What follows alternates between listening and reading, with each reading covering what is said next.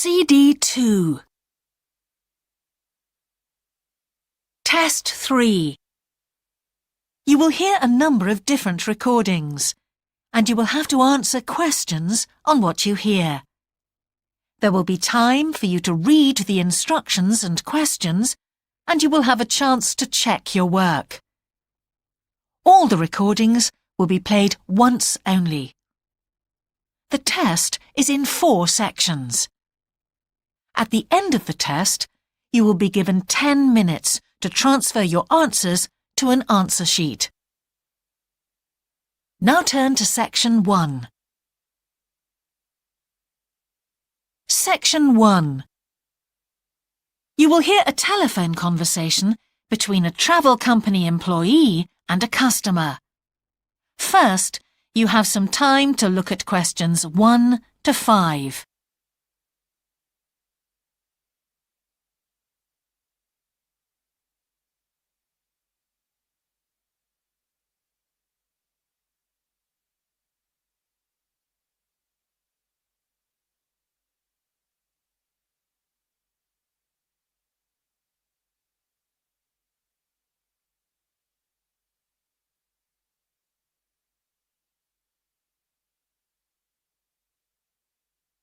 You will see that there is an example that has been done for you. On this occasion only, the conversation relating to this will be played first. Greek island holidays, can I help you? Yes, I hope so. I have a friend who's just come back from Corfu, and she's recommended some apartments in Arelis. She thought they might be on your list. Arelis, let me see. Can you give me the names? Yes, the first's Rose Garden Apartments. I'd like to go with another friend in the last week of October. Well, we've got a lovely studio flat available at that time. I'm sure you'd enjoy the entertainment programme there too, with Greek dancing in the restaurant. The entertainment programme offers Greek dancing, so Greek dancing has been written in the space. Now we shall begin. You should answer the questions as you listen, because you will not hear the recording a second time. Listen carefully and answer questions 1 to 5. Greek island holidays, can I help you? Yes, I hope so. I have a friend who's just come back from Corfu, and she's recommended some apartments in Arelis. She thought they might be on your list. Arelis, let me see. Can you give me the names? Yes, the first's Rose Garden Apartments. I'd like to go with another friend in the last week of October. Well, we've got a lovely studio flat available at that time. I'm sure you'd enjoy the entertainment programme there too, with Greek dancing in the restaurant. And the cost for each of us? £219. That sounds very reasonable. I'm just jotting down some notes. Now, the second one she mentioned was called Blue Bay. Blue Bay. Yes, in fact, that's very popular, and it has some special features. Really? The main attraction is the large swimming pool with salt water. Much healthier, I understand. That's right. And it isn't far from the beach either, only 300 metres. And only around half a kilometre to some shops, so you don't have to be too energetic. Is it much more expensive than the first one? Let me just check. I think at the time you want to go, it's around £260. No, £275 to be exact. Right, I've got that. Now, there are just 2 more apartments to ask you about. I can't read my own writing. Something to do with sunshine, is it? I think you meant the Sunshade Apartments. They're on a mountainside. Any special features? Yes, each room has its own sun terrace, and there are shared barbecue facilities. Ooh, sounds lovely. Yes, it is rather well equipped. It also provides water sports. It has its own beach. There are facilities for water skiing. Any kite surfing? My friend's quite keen. Not at the hotel, but I'm sure you'll find some in Arillis. There's also satellite TV in the apartments. And how much is that one? £490 with 2 sharing. You mean £245 each? I'm afraid not. Each person has to pay that amount and there must be at least 2 in an apartment. Oh, I don't think that would be within our budget, unfortunately. And the last one sounds a bit expensive too. The grand? Actually, it's quite reasonable. It's an older style house with Greek paintings in every room and a balcony outside. Sounds nice. What are the views like?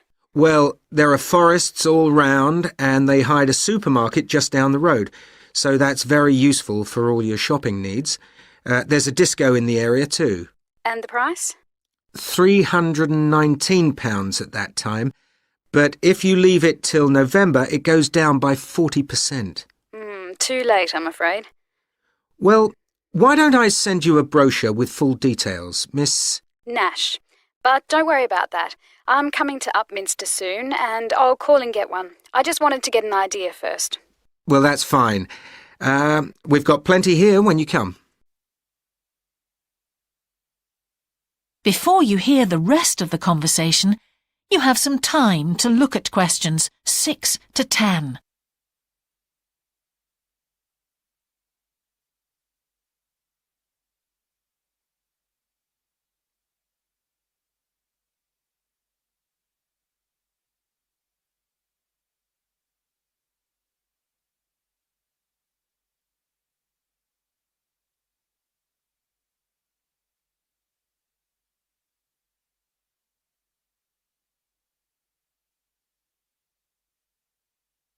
Now listen and answer questions 6 to 10.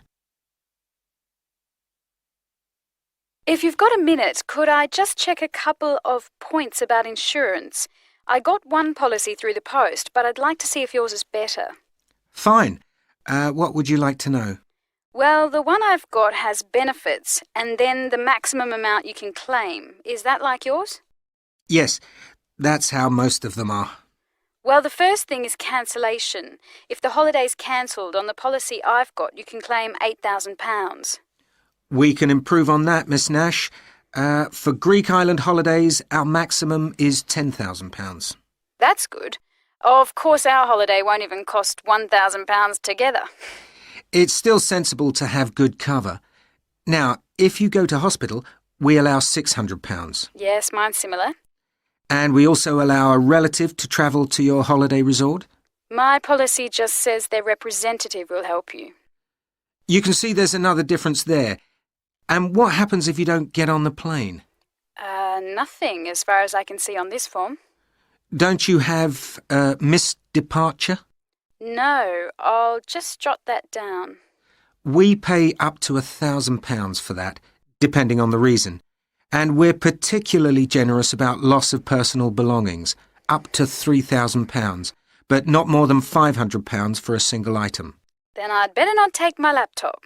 Not unless you insure it separately. OK, thanks very much for your time. You've really been helpful. Can I get back to you? Your name is... Ben Ludlow. That's Ludlow. I'm the assistant manager here. I'll give you my number. It's 081 260 543 216. But didn't I phone 081 260 567 294? That's what I've got on the paper. That's the main switchboard. I've given you my direct line. Right. Thank you very much for your time. That is the end of section 1. You now have half a minute to check your answers.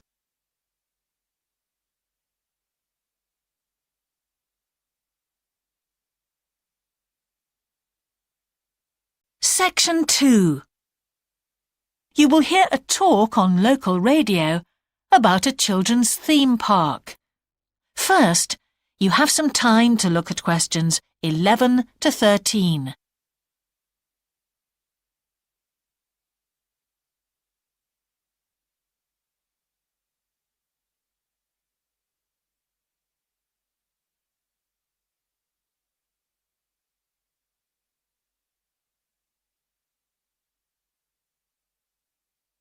Now listen carefully and answer questions 11 to 13. For the second in our series about locally run businesses, we meet Simon Winridge, co-founder of the hugely successful Winridge Forest Railway Park. Welcome, Simon.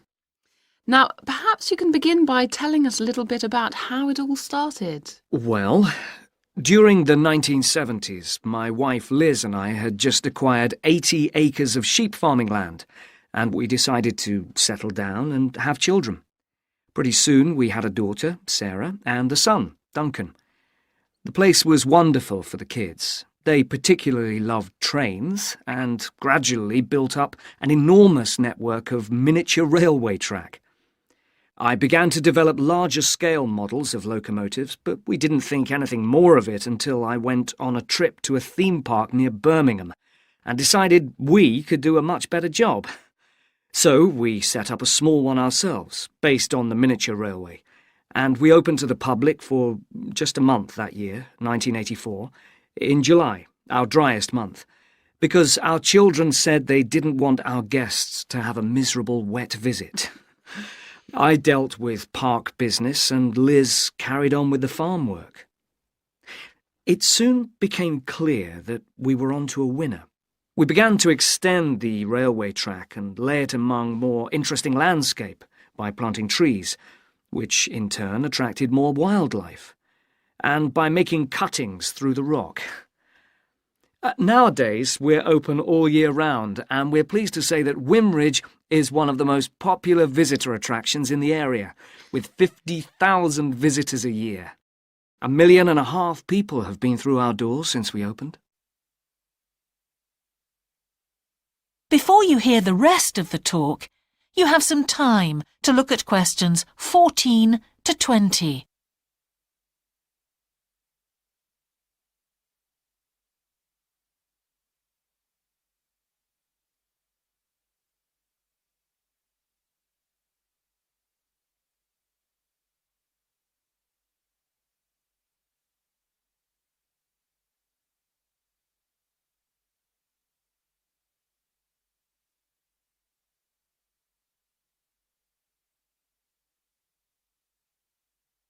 Now listen and answer questions 14 to 20.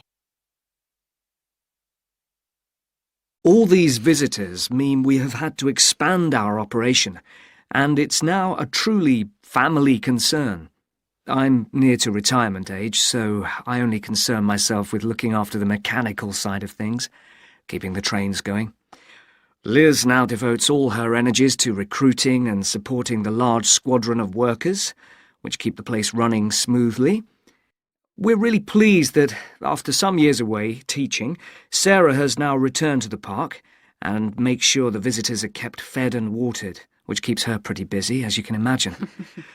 Our son Duncan has been a stalwart of the park for the last 10 years, taking over from me in the area of construction. And I'll say a little bit more about that in a moment. And his new wife, Judith, has also joined the team in charge of retail. That's becoming a tremendous growth area for us. A lot of people want to buy souvenirs. So have you finished your development of the site for the moment? Not at all. We're constantly looking for ways to offer more to our visitors. The railway remains the central feature, and there's now 1.2 kilometres of the line laid, but we'd like to lay more. Because of the geology of the area, our greatest problem is digging tunnels, but we're gradually overcoming that. We're also very pleased with a new installation of the go-kart arena, which is 120 square metres in area. Again, the problem is the geology. We had to level the mounds on the track for safety reasons. We wanted to enable 5 to 12-year-olds to use the go-karts. And the main attraction here is the Formula One kart. We've known fights to break out over who gets it. And then, finally, to our most recent development, which is the landscape swimming pool. That is the end of section 2. You now have half a minute to check your answers.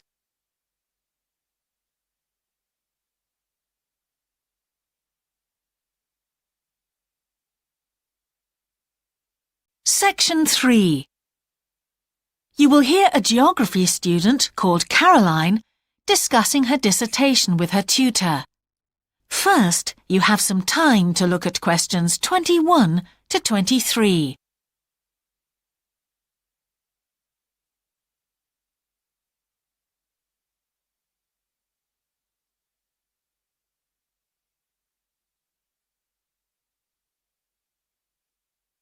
Now listen carefully and answer questions 21 to 23. Ah, Caroline. Come on in, sit down. Thanks. So how's the dissertation planning going? Well, Dr. Schulman, I'm still having a lot of trouble deciding on a title. Well, that's perfectly normal at this stage. And this is what your tutorials will help you to do. Right. What we'll do is jot down some points that might help you in your decision. First of all, you have chosen your general topic area, haven't you? Yes, it's the fishing industry. Oh, yes, that was one of the areas you mentioned. Now, what aspects of the course are you good at? Well, I think I'm coping well with statistics, and I'm never bored by it. Good. Anything else? Well, I found computer modelling fascinating. I have no problem following what's being taught, whereas quite a few of my classmates find it difficult. Well, that's very good.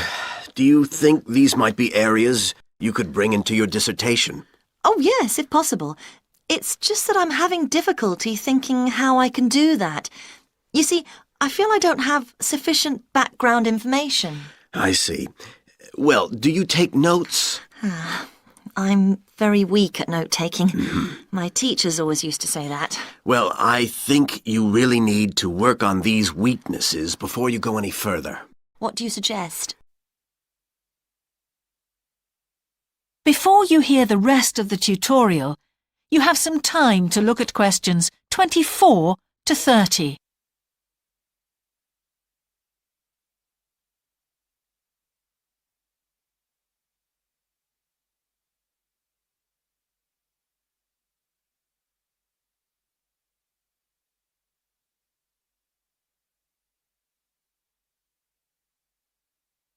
Now listen and answer questions 24 to 30.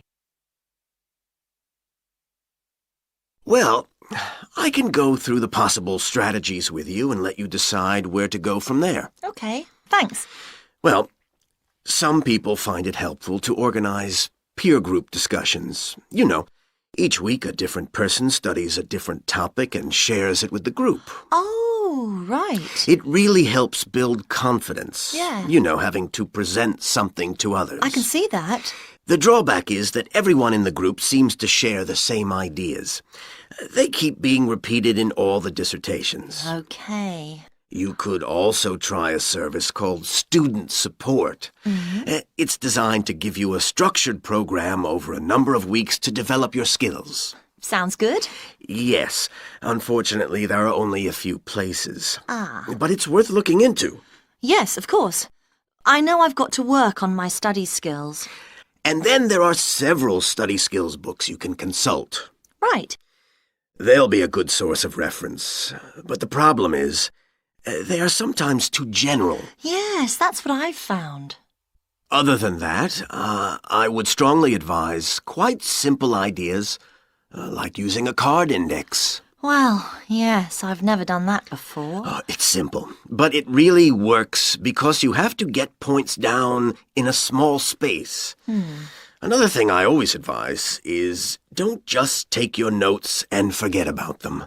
Read everything 3 times. That'll really fix them in your mind. Yes.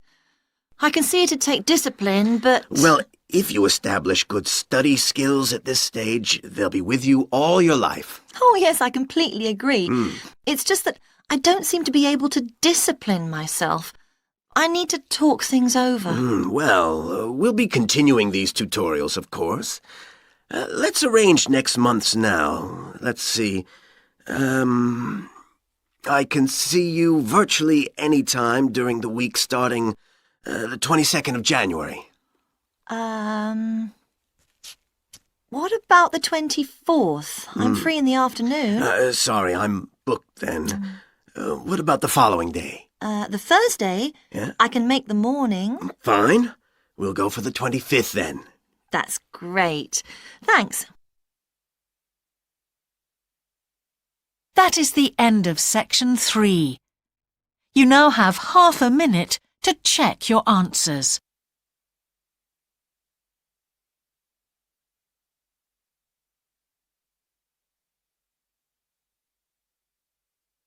Section 4.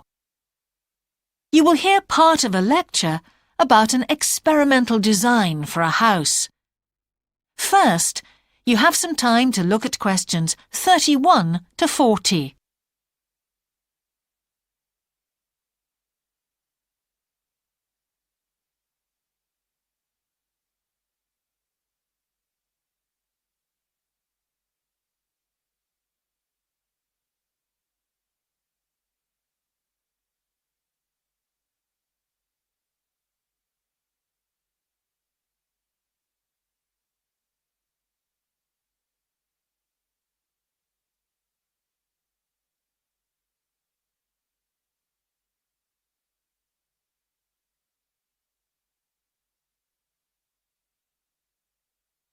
Now listen carefully and answer questions 31 to 40. Good morning. In the last few lectures, I've been talking about the history of domestic building construction. But today, I want to begin looking at some contemporary experimental designs for housing. So, I'm going to start with a house which is constructed more or less under the ground. And one of the interesting things about this project is that the owners, both professionals but not architects, wanted to be closely involved, so they decided to manage the project themselves. Their chief aim was to create somewhere that was as environmentally friendly as possible. But at the same time, they wanted to live somewhere peaceful. They'd both grown up in a rural area and disliked urban life. So the first thing they did was to look for a site, and they found a disused stone quarry in a beautiful area.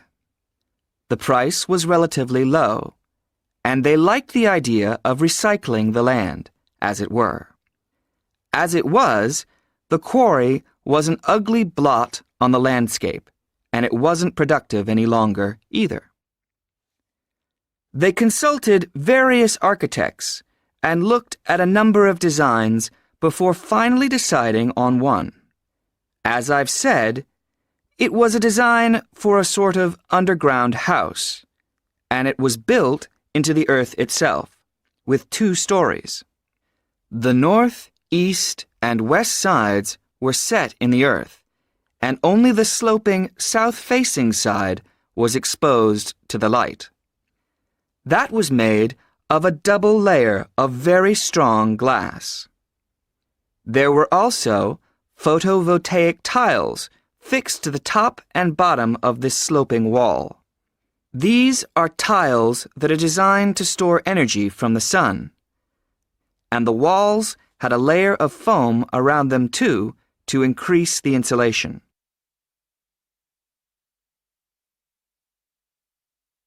Now, what is of interest to us about this project is the features which make the building energy efficient.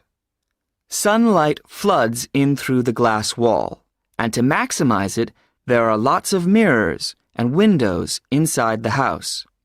That helps to spread the light around. So that's the first thing. Light is utilized as fully as possible. In addition, the special tiles on the outside convert energy from the sun and generate some of the house's electricity. In fact, and it is possible that in future the house may even generate an electricity surplus, and that the owners will be able to sell some to the national grid. As well as that, wherever possible, recycled materials have been used. For example, the floors are made of reclaimed wood, and the owners haven't bought a single item of new furniture. They just kept what they already had. And then there's the system for dealing with the waste produced in the house. This is dealt with organically. It's purified by being filtered through reed beds which have been planted for that purpose in the garden. So the occupants of the house won't pollute the land or use any damaging chemicals. It's true that the actual construction of the house was harmful to the environment, mainly because they had to use massive amounts of concrete, one of the biggest sources of carbon dioxide in manufacturing. And, as you know, this is very damaging to the environment. In total, the house construction has released 70 tons of carbon dioxide into the air. Now that's a frightening thought. However, once the initial debt has been cleared, and it's been calculated that this will only take 15 years, this underground house won't cost anything, environmentally I mean, because unlike ordinary houses, it is run in a way that is completely environmentally friendly. So, eco-housing like this is likely to become much more. That is the end of section 4. You now have half a minute to check your answers.